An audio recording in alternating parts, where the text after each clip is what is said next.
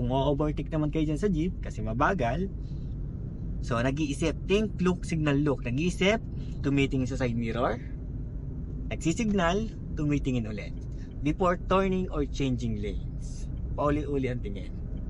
Okay, tanggal ng signal kasi nandito na tayo. Pagbabalik lang din naman, ganun din. Signal lang left, habang nag-iisip, tingin sa side mirror, hintayin pumasok, hindi kakabigay agad yung manobela.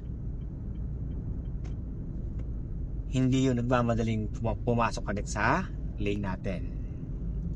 So itong mga tricycle talaga, hindi talaga tatabi yan.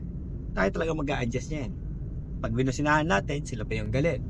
So signal lang right, tingin sa side mirror, tingin ulit doon, tingin dito. Yan.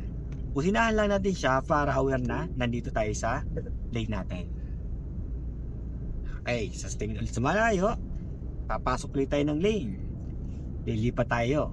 Signal lang left, habang nag-iisip, tumitingin sa side mirror.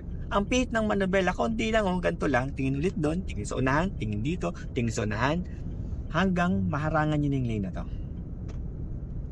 Yan lang. O yan, ito naman.